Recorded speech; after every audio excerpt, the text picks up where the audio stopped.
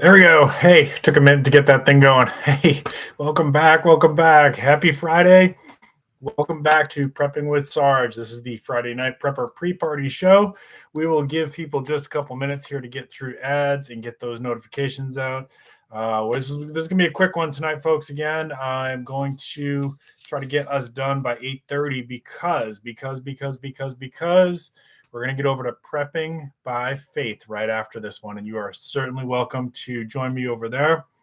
I put a link in there, but I'll drop it again a couple more times during the stream. I see a couple people popping in already. Dove Seasons, good to see you, my friend. Cold War Prepper and Prepping by Faith. Now, I know Prepping by Faith is going to be getting ready to go do her stream in just a minute. So what else do I want to do? Housekeeping stuff. So if you're brand new to the channel, thank you so much for joining me tonight. Tonight we're going to be talking about the power of the mind and how it is your most important survival tool. So if you're brand new to my channel, please consider subscribing. If you like what you see, drop a link at some point during the video. And if you're a returning viewer, I thank you so much. I always have a good crowd here on Friday nights. We don't get too rowdy. And it's just a nice little way to start your weekend. I'm usually live on Friday nights. I like to start early and finish early so other streamers can get their thing going. I try not to stream on top of any of my friends, especially. And, try to leave us with some kind of positive message at the end so that you can start your weekend on a good note. So that being said, grab your coffee, grab your water, grab your wine, grab your beer, and let's get this show on the road. Appreciate you, carbonQ and Wasatch Wizard, LG. Good to see everybody. All right, so let's roll right along. The couple things. 30 days of prepping. That's what we're into. So this is my first video. I've got another one coming up next Friday. So tonight we're going to do Power of the Mind. Last night was the first night of it. Now this was a collaboration that was organized by Morgan from Preparedness. Been a good friend of mine for a while now. Really.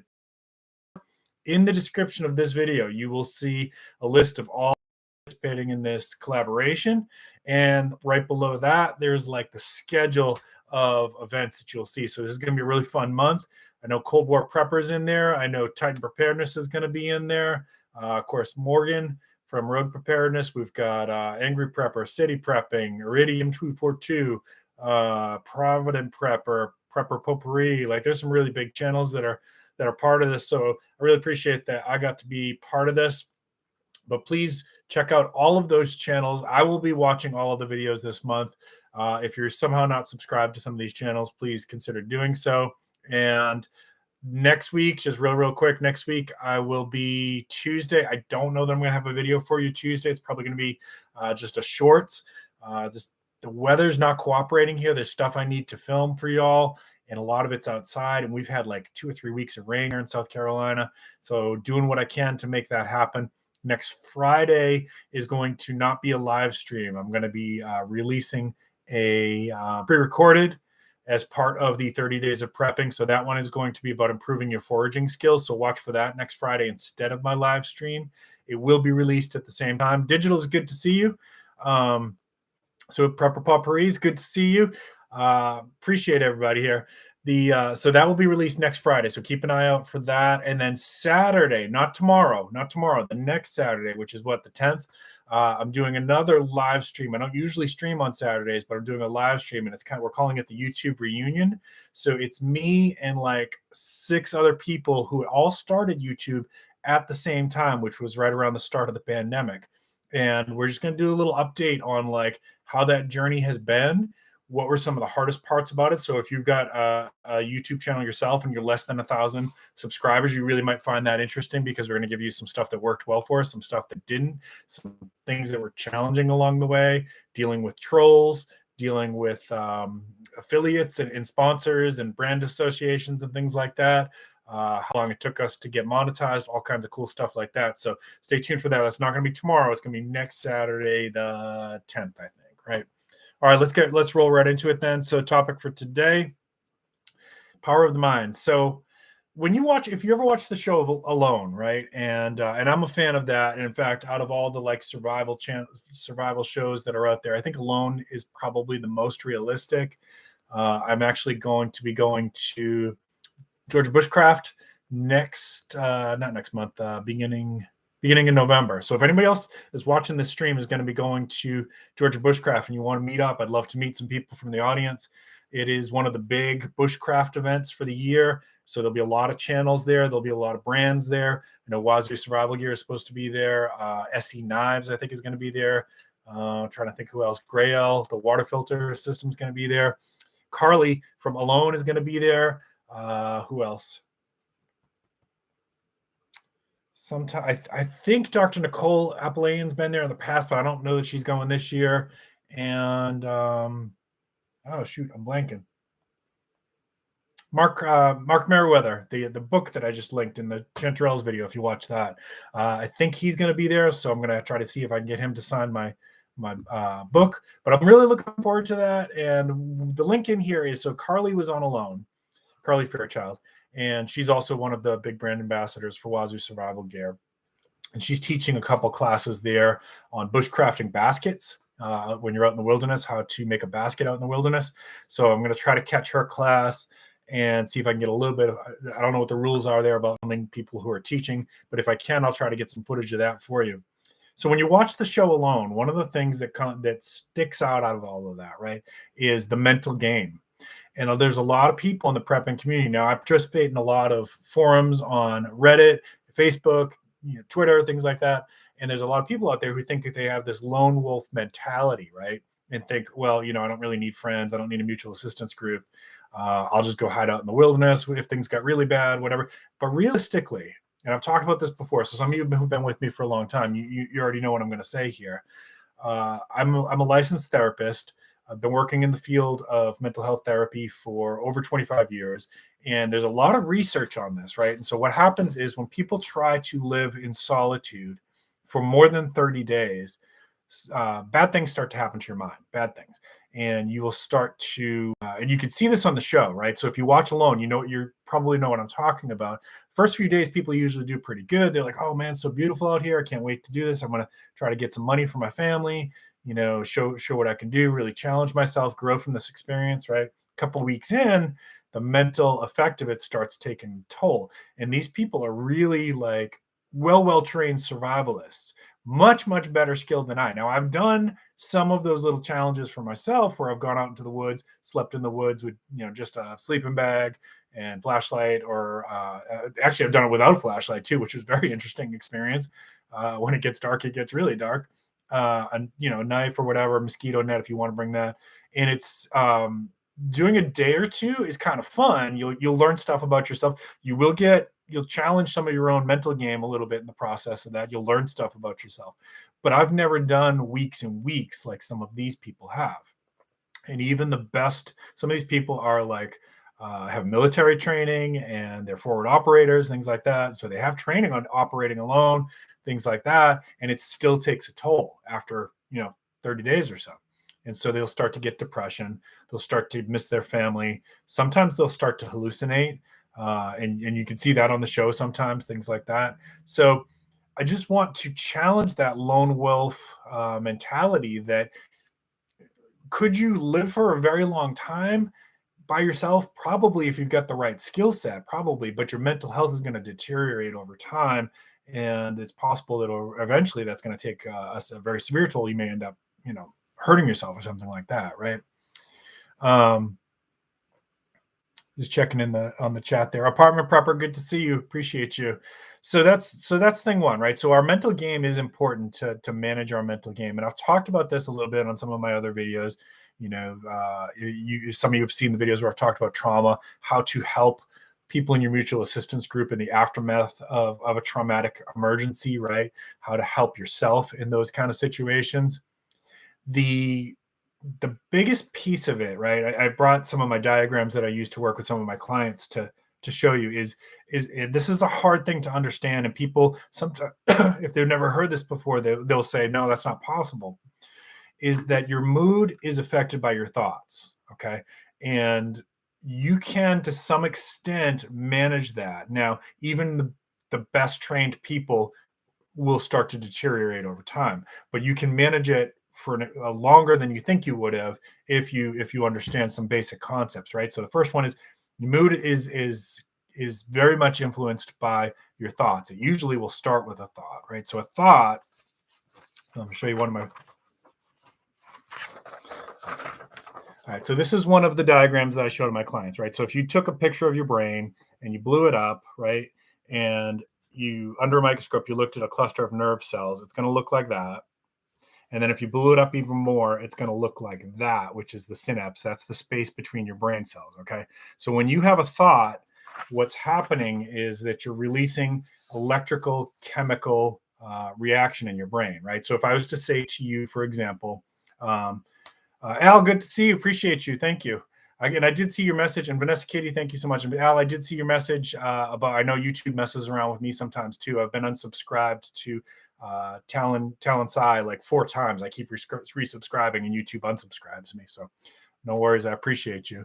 And Modern Refugee, thank you so much. So when you have a thought, right? Like, so if I said to you, what's your favorite food, right? And you may say pizza. And I might say, okay, well, who has the best pizza in your city? And you may say, I don't know, Papagino's, right? So I say, all right, you know what? I'm buying you Papagino's pizza tonight. Just give me your address. I'll put it on my credit card. I'm gonna send it over, right? Immediately, you're gonna start getting a certain feeling in your head, like, hey, that sounds pretty good, right? But what if I was to say to you, oh, hey, I apologize, but everybody who watches the stream tonight has to pay $5.99, right? Which you don't, of course. But if I said that, you'd be like, what kind of a jerk is this, right? You immediately start having a feeling about it. And it's quick. It's like lightning quick, right? So the thought happens, and then immediately you get a reaction to it in your mood, and then sometimes with your behaviors too, right? So knowing that, we can actually hack it to some extent. We can hack the brain to our advantage. We can hack it to elicit the kind of response we do that. Well, how do we do that, Sarge? Well, we do that through a couple different techniques that we teach in therapy, one of which is cognitive thought stopping, right? So what is cognitive thought stopping? And how do we apply it to survival or prepping? So let's say that you know that you've got a storm coming in, okay? You've got a Titan Preparedness, good to see you, I appreciate you. You've got a hurricane coming in, category 4, right? And immediately now, many people in the chat have been through this, or tornadoes or something similar, right? I've been through these things. You immediately are going to start getting a little bit anxious, and that's normal. There's nothing wrong with anxiety. Anxiety tells you that something's about to happen, that there's an emergency about to go down, and it's trying to prepare your body for it, right? So there's a lot of good things that come from anxiety. It's going to make you a little bit more alert. It's going to make your brain moving a little bit quicker. If you get into a full-blown adrenal response, which comes from your base of your brain here, the brain stem, right? It comes from back here, right, from the amygdala. If you get a response like that, it's going to make you faster, stronger, more resilient to pain. Your brain processing power gets sped up really, really fast, right? So things might start to seem like they're in slow motion to you. If you've ever been in a real bad car accident or something like that, and you felt like time slowed down, time didn't slow down, your brain sped up. And so relative to the external world, it seems like it's slowing down, okay? That's why that happens. So there's some good stuff that comes of it, but we don't want to let it spin out of control into a panic attack, right? So we have to manage it and cognitive thought stopping is one of the ways that we do that. So we start to say, if your brain's starting to spin up and you're thinking, oh crap, we're going to die. We're never going to make it. We're never going to make it, right? How am I going to get through this, right? Oh my gosh, what are we going to do? Do we have enough food? Do we have enough water? Do we have batteries for the flashlights, right? All of these things. If you start thinking like that, you got to recognize those thoughts is beyond anxiety. It's beyond helpful. It's now getting into panic, right? So you gotta interrupt it. And the way that you do that is you say, this thought's no good for me, knock it off. I got to change it up, right? Sounds easy. It's not. I know it's not, because I work with people who are trying to do this and to master this. It takes a little bit of time, but it can be done. It absolutely can be done. And so that's cognitive thought stopping. So you're interrupting the thought. You're saying, no good. Got to knock this off. And if you can reframe it, now reframing is like you're trying to switch it up. I don't usually teach to my patients positive reframing because there's not always possible to put a positive spin on things, but you can do a reframe, right? So like if I get into a horrible car accident and there's a fatality, right? God forbid, I don't ever want anything like this. There's a fatality. It's not easy to just put a positive spin and say, well, at least it's sunshine, today, at least it's nice outside today. So, but maybe you can say, oh boy, this is really bad. what do I need to do? Okay, I remember my training. I need to render first aid where I can. Okay, that's kind of changing the thoughts up a little bit. It's not always going to be positive. I hope that helps a little bit. So that's two of the skills that we would teach. Now, how does this apply also in survival situations, right? So the game, when we're in a survival situation, can be, and I'll give you some personal examples with this. You can give up really easy if you're not mindful of this, right? It's easy to just say screw it. Okay, and I'll give you not a life and death one, but I do have a life and death example too. When I was training for my black belt, if you've ever done martial arts, as you go up the level system, the classes get harder and harder. The amount of endurance that you have gets more difficult.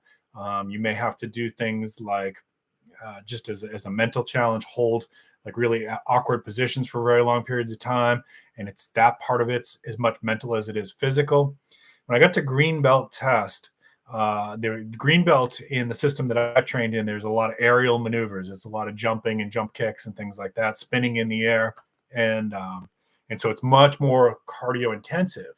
So I remember in the test, I felt like I wasn't catching my breath and my heart's beating real fast. And in my head, I actually was starting to feel like the blood wasn't and the oxygen wasn't getting to my brain quick enough. So I felt like almost like the tunnel vision was closing in, like I was going to pass out. Now there's two responses at that point. I could tap and say, I gotta tap out, in which case maybe I don't pass my belt test, right? Or in my case, I thought about it for a second and I said, no, screw that. I ain't tapping out. I came this far. If I pass out, I pass out, and that was the choice that I made.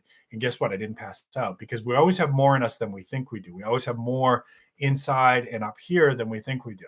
So I finished that test. And guess what? The next brown belt test wasn't as bad for me because I built up all that cardio from green belt. Black belt test was very, very hard, but it wasn't as hard for me as the green belt test was because at that point, that was like the gatekeeping piece of it in my system. If you could do those aerial kicks, those jump spin kicks, things like that, you're building up at that point. Now you're building up what you need to get to black belt. It's a big difference between, say, blue belt and green belt. Okay. Let me just say hi to chat here. I see a couple people popping in. Wayne, so good to see you. Appreciate you. Rita's good to see you.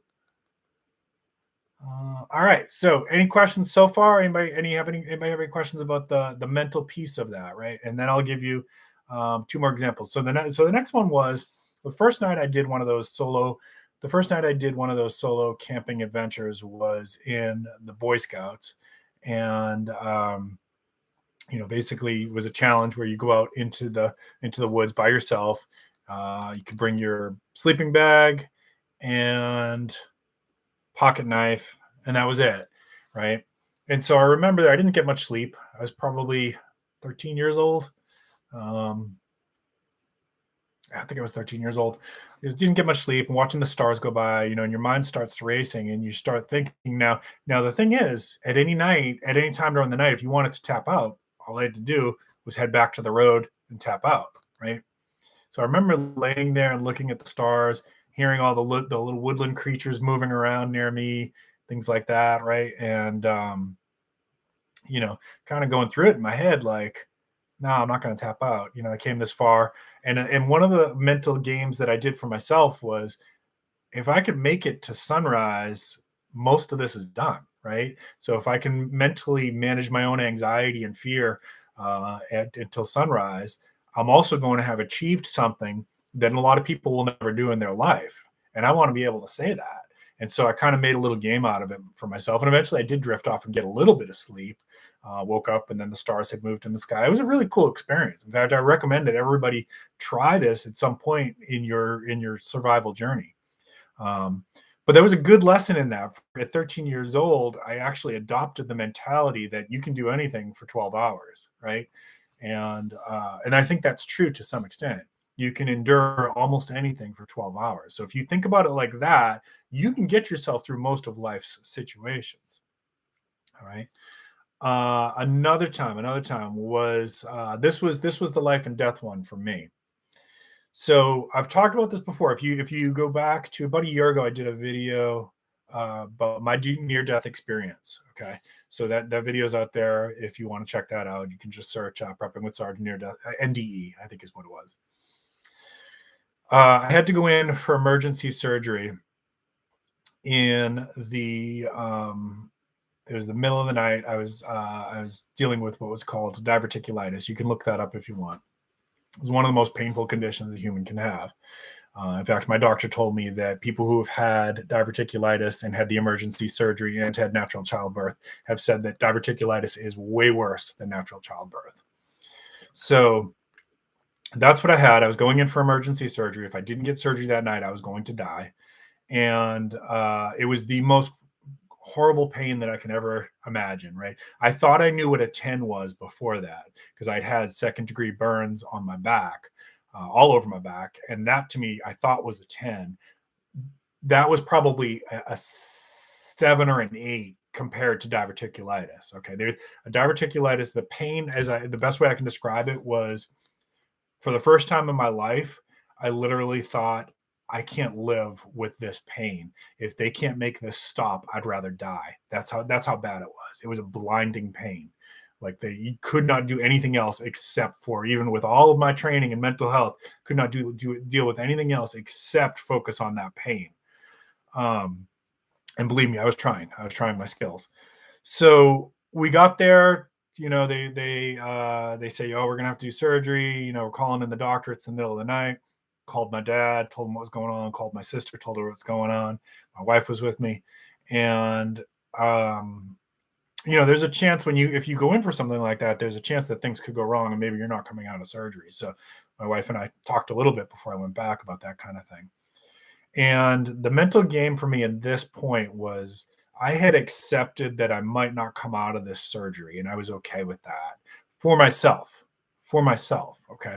I had no anxiety at this point about dying. Now, probably the pain helped with that because the pain was so bad, but I had no worries about my soul or anything like that. And part of the thought for me was, I'm almost 50. I've lived a good life. I've done a lot of things. You know what? It's okay. But my thought was my wife. I did not want my wife to grieve a widow's grief. Okay. I didn't want her to do it. So my thought was, well, if there was any will within me or God to get me through this, that it was for her, not for me. Because I didn't feel like I was compelled to, I have to keep living. I didn't want her to go through it. And that was what got me through it. Right. So these are all little things that you can do with your reframes. If you're in a survival situation, or if you're in, you know, really anxiety provoking storm, things like that, these are all little things that you can do. You know, what am I living for? What is our next step? How do I stay positive? What's within my control? What training can I apply here, right? Can I get through 12 hours of this, right? You follow? All that stuff is part of the mind game, right? So now you go back to that, what I started with, which was alone. And they try to do this, right? They try to do this. You see them like around week 2 or 3, they start struggling with recognizing that like their mental health is deteriorating, that they're lonely, they're sad, they're getting anxious because they're hearing bears and wolves and things like this, right? So and they have to do a little bit of this mental health game for themselves too, which I'm sure some of them have done the training on that, because I can see it in how they're talking themselves through it in their survival experience on alone. Okay. All right. Let me check your chat here. See a lot of comments buzzing. Angie, thank you so much. Biggs Preps, good to see you. I find that visualizing something beforehand and brainstorming solutions helps me prepare. Excellent. I love that. Both ashes in a footlocker full of Boy Scout stuff she kept. Oh, that's interesting, Lee. Dove Season still has Boy Scout stuff. Awesome. I still have a few things. I wish I had my original pocket knife, my first pocket knife. I don't know what happened to that. I lost it somewhere along the way.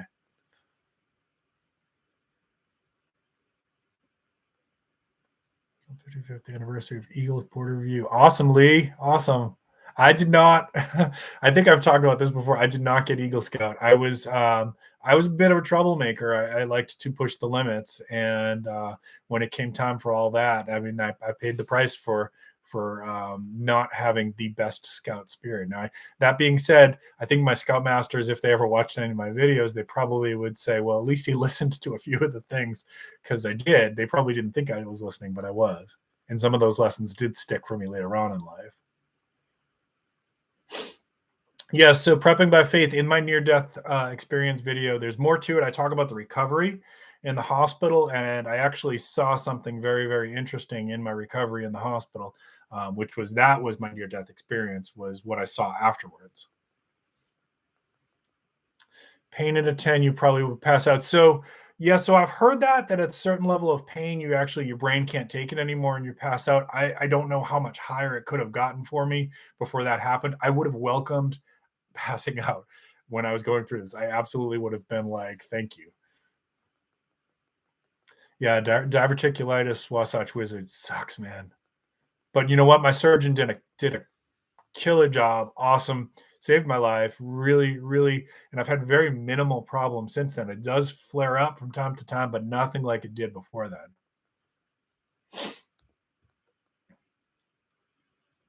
Prepping for life. Thank you so much. Appreciate you.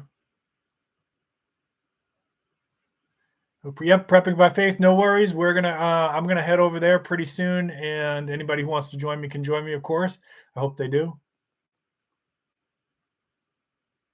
Successful Slave. Good to see you. Appreciate you. Yeah. Yeah. It's sometimes Wayne, you're right. Sometimes the pain gets so bad that you wish you would pass out. All right. So I'm going to leave you with a resource here today, y'all. So I'm going to start to wind this one down. So remember, it is 30 days of preparedness.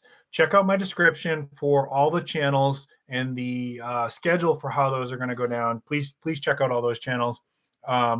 Just a reminder, next Tuesday, I'm probably not going to be on for my regular video. I'll probably release a short just because the logistics of what I'm trying to get accomplished this week doesn't look good. Next Friday, I will not be live. But at the time when I'm usually live, I will release a pre-recorded video for 30 days of preparedness about foraging.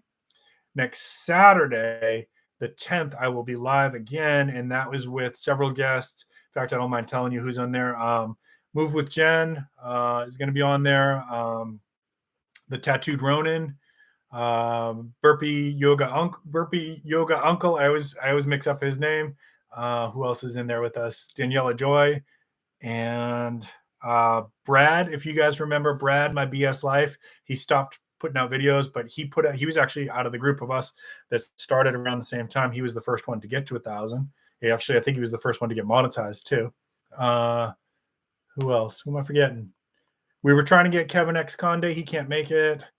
And Salim Ferocious. How could I forget? Salim Ferocious is going to be there too.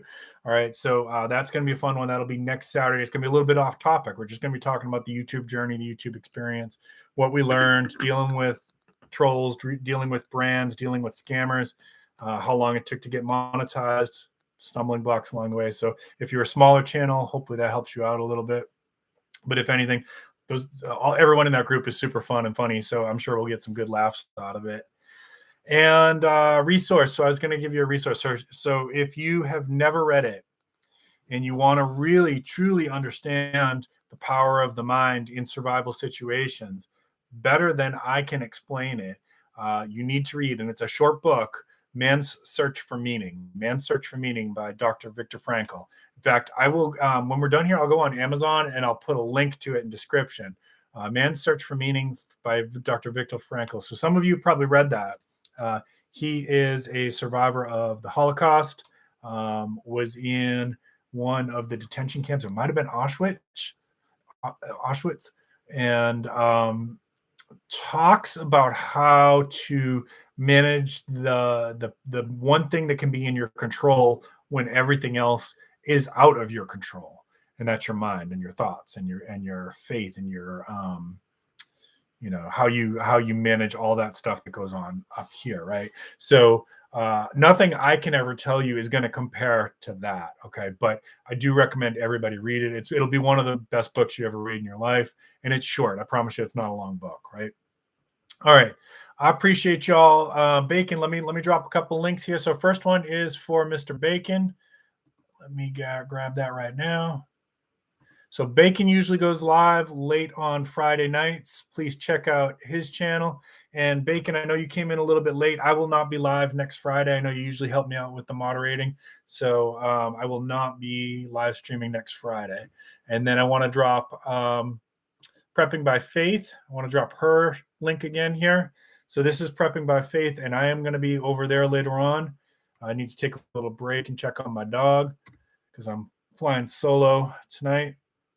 You're very welcome. I appreciate you, Bacon. So go check out that one, Prepping by Faith. That's coming up a little bit, and she's going to be talking about the dollar and like what is the dollar getting devalued, what's going to happen if the dollar collapses, things like that. So I'm going to try to jump into that stream a little bit, participate there as well. And I think that's it. Does anybody have anything you want to announce in chat right now? Any videos you got coming out this weekend, or anything you want to say to the group before I wind it down? Appreciate everybody. And while we're waiting to see if anybody wants to throw anything in there, let me give you your departing message. I like to give everybody a departing message. So the big thing coming out of this one, right? Of course, I always want you to go outside if you can, if the weather permits, get some fresh air, call your friends, call your loved ones, call your mom, spend some time with your pets, right? All that stuff. Yes. What I want you to be working on this weekend also is managing your own mental health, right? And always with our own mental health, there's a balance between, there's a couple of things you have to be doing, even when your things are going well. Number one, I want you to be aware of anytime you're saying negative things about yourself, right? So you can't be saying things about yourself like I'm fat, I'm stupid, I'm ugly, whatever. No. This is how depression starts, folks. Depression is not a chemical imbalance. Depression starts with our thoughts. So you got to catch that stuff and interrupt it, just like we were saying with the cognitive thought stopping, with the distractions, with the reframing. Do not let those thoughts take seed in your brain, okay? And number two, always make sure that even if you're going through a tough time, even if you're getting I appreciate you guys, thank you. Even if you're getting a little bit down, if you're getting a little bit depressed, because like most people at some point in your life, you're going to go through some tough times. I get that. I know that. Even when it gets really bad, make sure you're getting up, jumping in the shower, shaving, or if whatever you got to do for your hygiene. Eat something, right? Even if you're not hungry, because a lot of people lose their appetite if they're getting depressed. Eat something. Make yourself eat something. You got to get a little food in the system, a little fuel. Make sure you're watch your alcohol when you're feeling depressed. That's because alcohol is actually depressing. I know people say it makes me feel better. It might for a little while, but too much of it and you're going to pay a price, guaranteed. So just be careful with that. Get outside 15 minutes at least every day, even if you're feeling depressed. Get outside. Call a friend. If you pray. If you don't pray, maybe think about meditating or be reflecting, right? Be mindful. Balance your work life, your recreational life, and your rest, okay? And rest is not just sleep. Rest is also just like, I'm just going to chill out and watch House of the Dragon, right? And just kind of shut my mind off for a little bit. That's rest too. Watching some Netflix or playing some mindless video games or something like that. That's rest too. Meditating is rest. Prayer can be restful. So you got to have those three. I call them the 3 R's: rest, relaxation, and responsibilities. And that's like work, chores, paying your bills. All right. Last check on the chat here. Successful Slaves got doing some work up in Michigan State. Sounds good. Subway tonight. All right. I love it. I will. I'll put the link in the description. I gotta find it. Potential Olympian in training. I like your thinking, Dove Season. That's great. Exercising within your limit. Yeah, that's super important too. Do what you can. If all you can do is do a 5-minute walk, start there. It's, 7 new chickens. That sounds fun. I hope we get a video for that, Biggs Prep. Yeah, I need to do some more videos on insomnia too. That's a good point, Vanessa Kitty. So if you do have insomnia, check my other channel, Health and Mental Health with Sarge. I do have some good videos in there about how to manage panic attacks and how to manage insomnia. So check those out. Maybe might find those helpful. All right, that's all I got for y'all tonight. Keep planting your seeds, keep stacking your silver. This is Prepping with Sarge. If you get a chance, check out Prepping by Faith, and then later on tonight, go see GD Bacon. All right, y'all have a great weekend. I really appreciate y'all.